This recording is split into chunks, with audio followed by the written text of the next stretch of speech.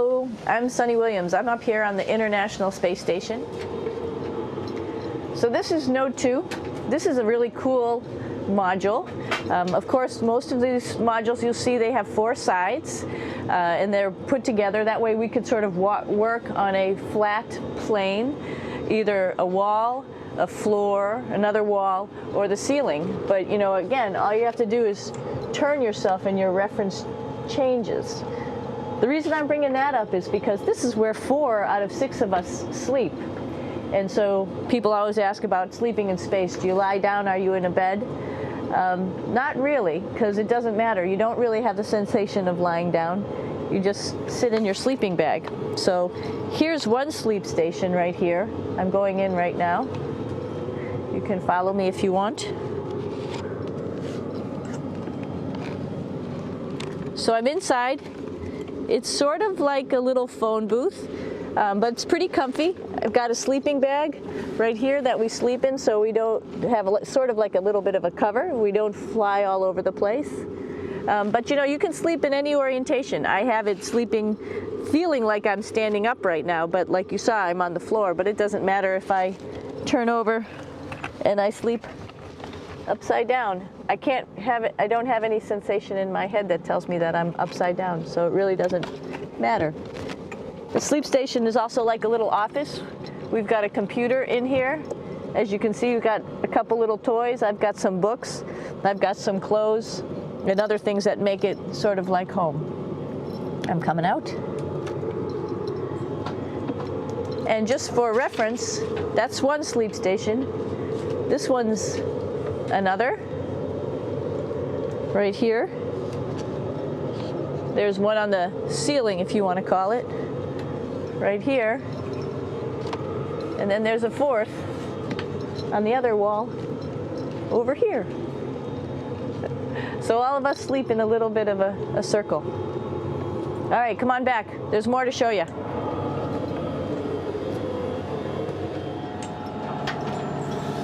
I know that there's some questions about how to use the bathroom and how do you actually live in space like normal, like at home. I mentioned real quickly about getting up in the morning and brushing your teeth and washing your face. Well, how do you do that? Well, here is the bathroom essentially. You get up in the morning and we have a little kit and it has all the essential things that you need, like your toothbrush and toothpaste and brush. See how much better the brush makes my hair look? I'm just joking. It still stands up straight. It doesn't matter where you are. It's always going to stand up straight while you're up in space. A lot of people ask about toothbrush and toothpaste.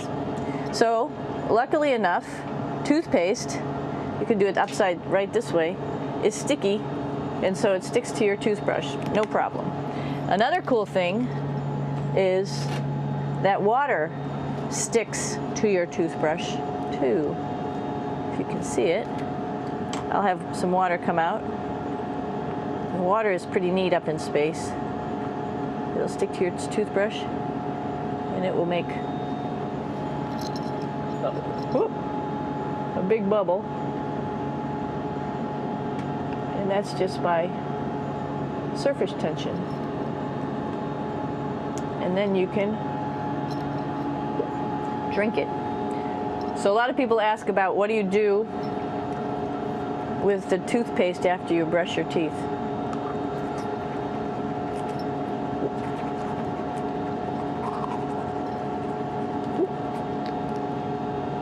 Two options. Swallow it, and it's sort of like mouthwash, but it tastes a little gross. Or you can just spit it out in a paper towel, and then you don't have to worry about it. Swallowing thing I wouldn't recommend at home. I'm only up here for 4 months, so it's not that bad. One of the most pressing questions about living in space, of course, is the bathroom. So let's take a look at that little piece of work. Come on in.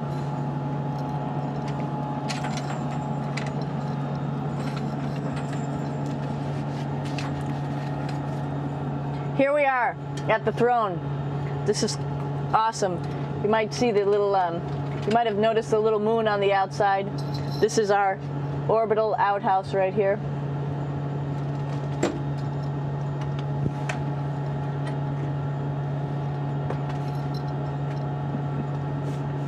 And of course, it serves for two functions. Number 2, right here. I'll show you.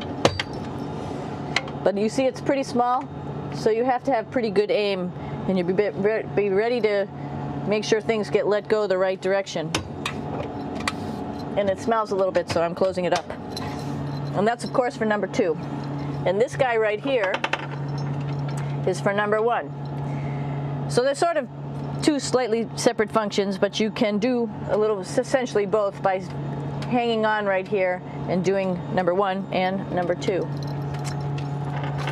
I might add it's color coded so you really don't get it mixed up, which is nice. This is yellows for number 1. And also there's a selection of paper. People always ask about toilet paper. What do you do with toilet paper? What kind of toilet paper do you have? We have gloves just because sometimes it does get messy. We have some Russian wipes, which are a little bit coarse if you like the coarse type of toilet paper. We have some nice tissues, which are nice and soft if you like soft toilet paper. We have Huggies, just for any cleanup. You know, we were all babies once, and this sort of helps. And then if things get really out of control, we have disinfectant wipes, just to make sure we clean up here. Because, you know, just like the water I showed you, the number 1 stuff can sort of go all over the place if you don't aim correctly. And did I mention both of these have a little bit of suction, so they should keep things going in the right direction.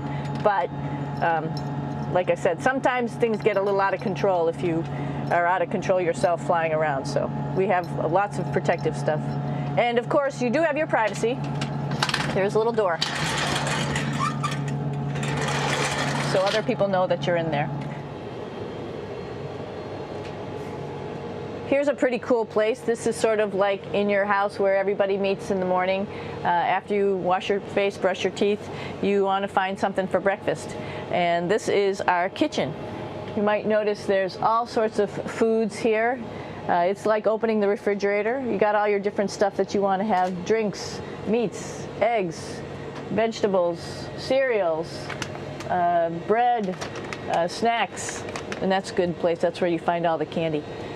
Side dishes, and then some little power bars just in case. So we have all this type of food. Some of it is dehydrated, and so we have to hydrate it, fill it up with water. Some of it is all ready made, and then all we have to do is heat it up. So something like this, I'm pulling out barbecued beef brisket. Pretty yummy. Not only is this food made in the US, but we also have food here from Japan. We've got Russian food. As you can see, all these red containers are filled with food that's from Russia. And then we get some of our specialty stuff, some things that we like, some of our favorite stuff that your family can send up. In fact, I like fluffernutters, and so I got sent up some fluff so I could make my fluffernutter with peanut butter. So you have a lot of food up here, no problems. Now, I'm going to say where we are. So right now, we're in the Japanese laboratory. It's one laboratory out of many here on the International Space Station. It's actually on the left-hand side. If I was the International Space Station and I was flying through space like this, my left hand would be where the Japanese laboratory is.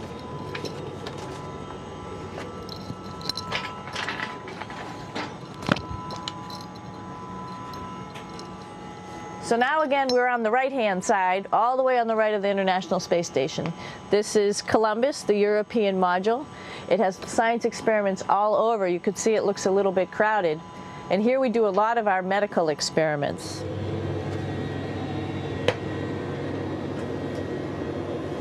Here we are in the U.S. laboratory. Again, this is a laboratory with science experiments on all of the walls here, all sorts of stuff that we do. And one of the things we also do is we exercise. We have some exercise equipment on board the space station. We need to do that because we lose bone density and muscle mass while we're up here, and that's a result of not having to fight against gravity. So how we keep ourselves in shape are with a bike, a treadmill, and a weightlifting machine. This is the bike. You notice the clip pedals. So all you need to do is actually clip your feet in, and then you can start pedaling. You don't need a seat because you don't sit down. Actually, I haven't sat down for 6 months now, so you don't need any type of seat. Just make sure you're held in with your pedals. You probably see that the bike bounces around a little bit. As I move it, it's not steady and held to the wall firmly. And the reason for that is the space station is pretty big. You saw that there's also solar arrays on the space station. If we start putting any forces into the space station, it's going to make those solar arrays bounce around a little bit. So to prevent that, the machines bounce around a little bit, move around a little bit, and that way we don't put any forces onto the structure of the spacecraft out to the solar arrays. All right, a little farther on. Come on.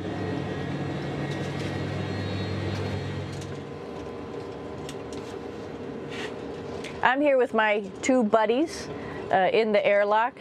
Actually, these are two spacesuits that are ready, primed up to go outside, as we call it, to go do a spacewalk in case we have to do anything outside. Some of the things we do outside are just like inside, repairs. We have a lot of electrical boxes and machinery and solar arrays, in fact, that I talked about earlier, that are outside, and sometimes they don't work quite right. Remember, space is really cold and really hot, and it's also the vacuum of space with no pressure, and so some of the equipment doesn't work well all the time. So we might have to go out and do a spacewalk. Right behind me is actually the hatch that you go out into space, and right now we have it filled up with a couple other spacesuits because we've got 4 of them up here and some of our tools. But right behind here is the hatch in which you actually go right outside into the vacuum of space. The spacesuit is pretty big, as you can see. It's like being a football player. Part of the reason it's so big and bulky is because of this backside, this backpack. It's like going on a hike with a backpack, but the backpack and the suit weighs about 300 pounds. Luckily in space, nothing really weighs anything, so you don't feel that it's so heavy. But we need to have such a big suit because that guy back there is essentially the heart of the spacecraft. I call this actually a spacecraft. It has all the oxygen for you. It has all the carbon dioxide removal system for you. It also has a heating and cooling system to make sure to regulate our body temperatures while we're outside. It also has a computer, so it tells you on a display here if there's anything that's going wrong with the suit, if we're running out of oxygen, if we have too much carbon dioxide, or any type of electrical problem. So it's a pretty awesome little spacecraft, and actually got to go out, use my little spacecraft a couple times, and it worked like a charm. Lucky that it works very nice. You might want to see what the helmet looks like. It's pretty cool too. We don't usually go out like this, so you usually can see when the helmet's open. So you can see what it looks like inside. Somebody's little head would be inside of here. So you can see, you can turn your head all the way around while you're inside of there, but the helmet stays still, so that's determines how far you could see. And it's usually pretty sunny out there, so we have to wear our sunglasses, and this is our sunglasses right here, which make you look pretty cool. This is the cupola. It sticks down below the space station. It's one of those places you find yourself hanging out in all the time because all you want to do is look back at our planet. I think some questions I had were about what do you do in your free time?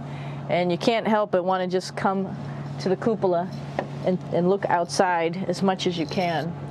And a lot of folks, I play this game with myself about where we're flying over the Earth. Try to come in here and just guess. After being here for a little while, you can sort of figure it out. You can tell different cloud types over different continents. You can tell different soil types over different continents. So let's see. And then, of course, there's a lot of ocean. So usually we're over the ocean at first glance. I will tell you in just a moment where we are.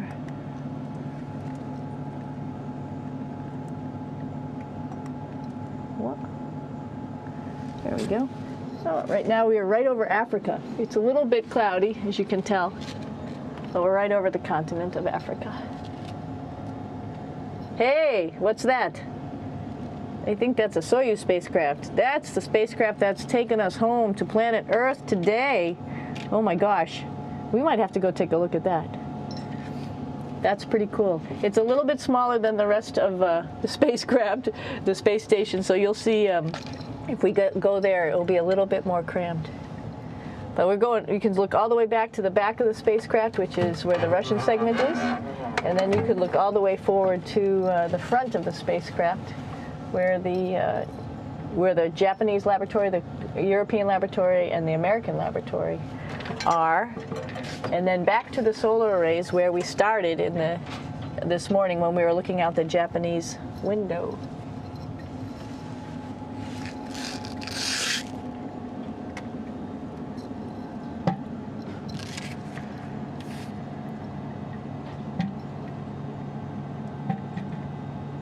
So other questions that were here are, what would you recommend as a job, if so, and to what type of person would want to be an astronaut? I think people who would like to explore, of course people who like math and science, that's what this is all about.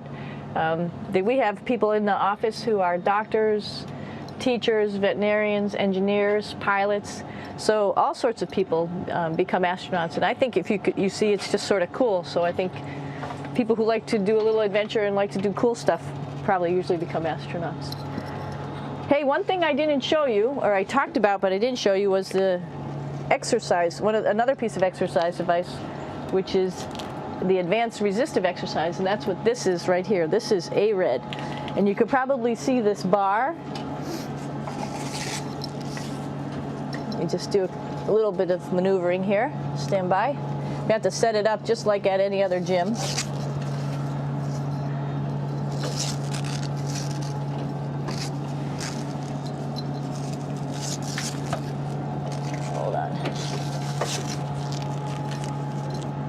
Show you how this works.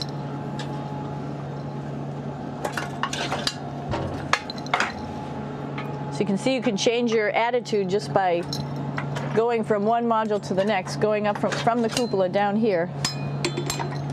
This is what we call the ARED, and with this you can lift weights based on vacuum in these cylinders, just like you do at home at a gym. For example, if I wanted to do a squat, I could do it like this. Oops. I should need some weight on this thing. I'm not lifting with anything, so it's too easy. One of the cool things you could do things that you can't do at home. For example, single leg squats with just one leg, because the other leg, you won't fall over. So all sorts of stuff. You can also do bench press. We have a bench that we could add on here, so you can work on your beach muscles.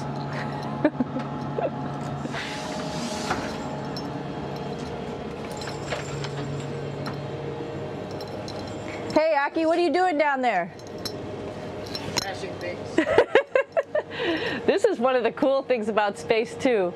It sort of looks like there's a big old hole here, but you don't even think twice about it. You could just jump over the hole, or if you want, you can go jump into the hole. I'm coming down. Woo!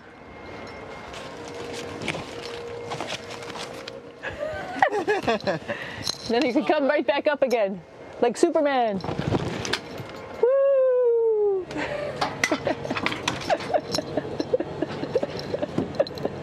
We're lucky we have a really cool big space station that you can fly around in. That's actually called the PMM. You might have saw it out the window. It's a big silver canister. What's really great about that is it's essentially our closet in our pantry, or whatever you want to call it. We have extra food down there. We have extra clothes. We actually throw the trash out down there. So it's nice and organized, and we have all of our stuff that we need while we're working in all these other modules all stowed in this location down here. And it's a lot of fun to play in. So we're going into the Russian segment. Be ready. You don't need a passport either.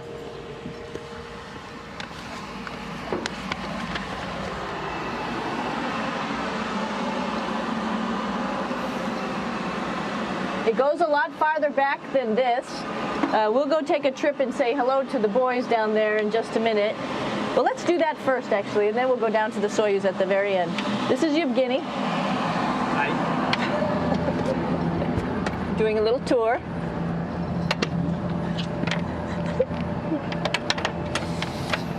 This is the FGB, and what's cool about this module, it is actually the very first piece of the space station that came up in 1998. The space station has been around for about now, manned for 12 years, but it's been up in space for about 14 years. And this was the very first. It is like the Russians' PMM. It has a lot of storage, as you can see.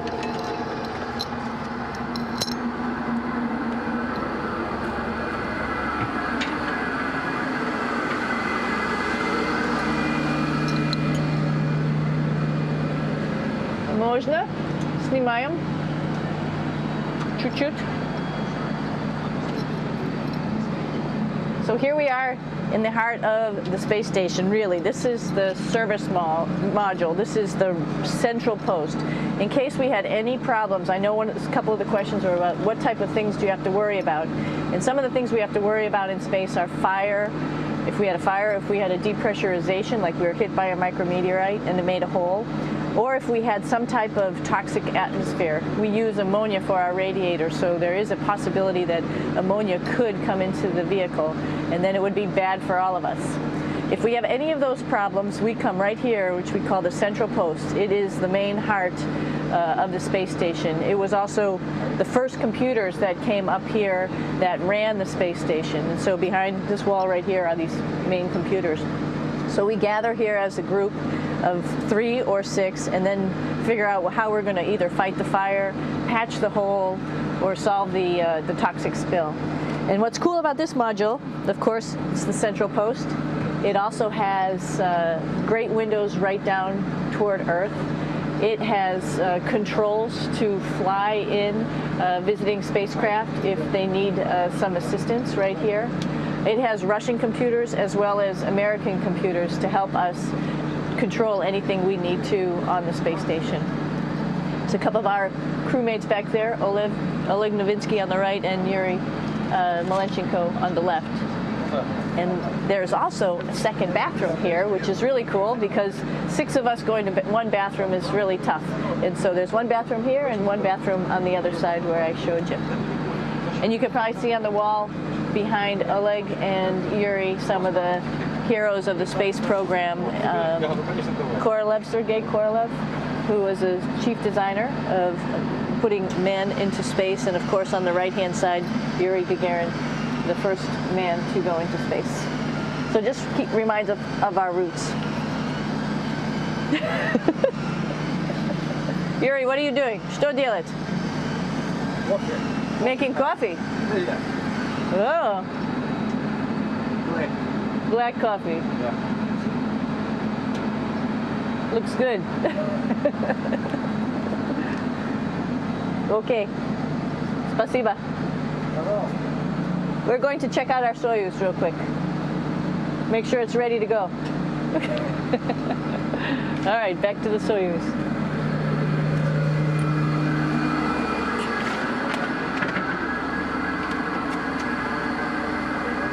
I'm gonna stop here just for a quick second. You can see on the Russian spacecraft there's also other modules that stick out, down, and above. Right here is, let's see, I'm trying to be oriented. That's a place where we do spacewalks from for the Russian side. There's Russian spacesuits in here, and also a visiting vehicle which brought fruits and vegetables and becomes a trash container when we undock. Up on this side is also a future place where they're going to do spacewalks from, and connected to it is Kevin's, Oleg's, and Yevgeny's Soyuz spacecraft. And now let's go see ours. Whoa! Извините, No problem. это пробка.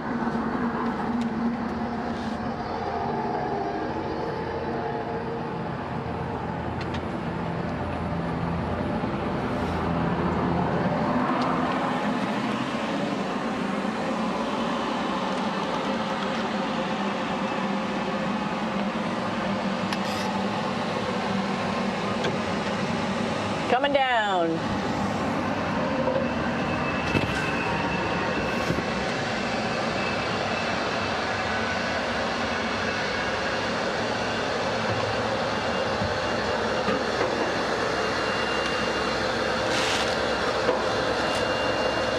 It's a little tricky getting in here.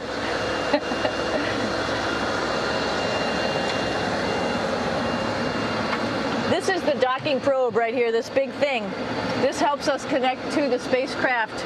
This probe actually sticks into this cone, and that's how the spacecraft, our Soyuz, becomes connected to the ISS initially. That is then replaced by clamps, which are around here, that will allow the two spacecraft to be stuck together. And then you can remove the probe and the cone.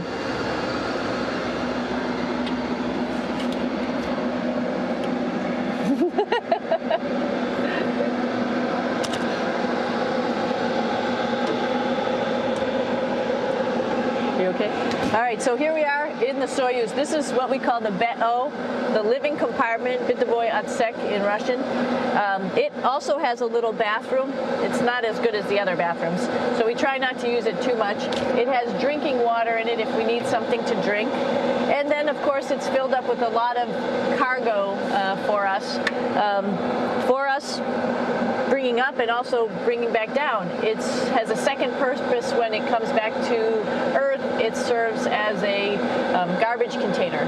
During the descent, we'll get rid of this area right here, and everything that's in it will just burn up as it's coming into the atmosphere, so that way we can get rid of a little bit of trash.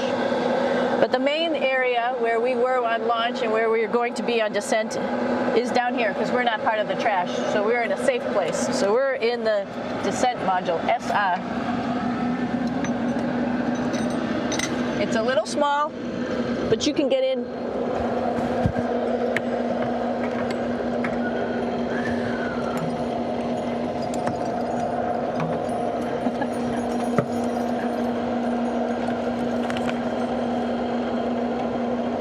Not sure how well you could see in here. Hold on for a second. I'm going to turn it up this way, just so you could see the hatch and you could see Kevin. It's a little bit small, but we'll come in and show you around. You coming in? Probably not. Okay.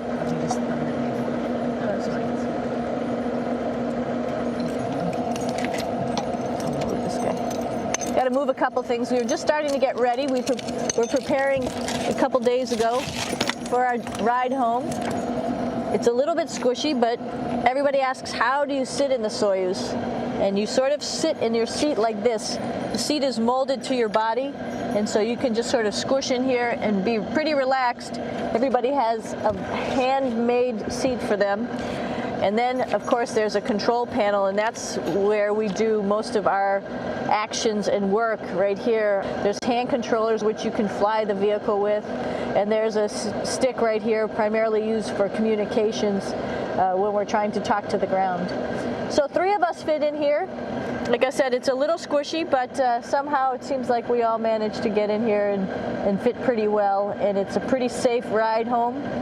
You're probably wondering, what's all this junk behind us?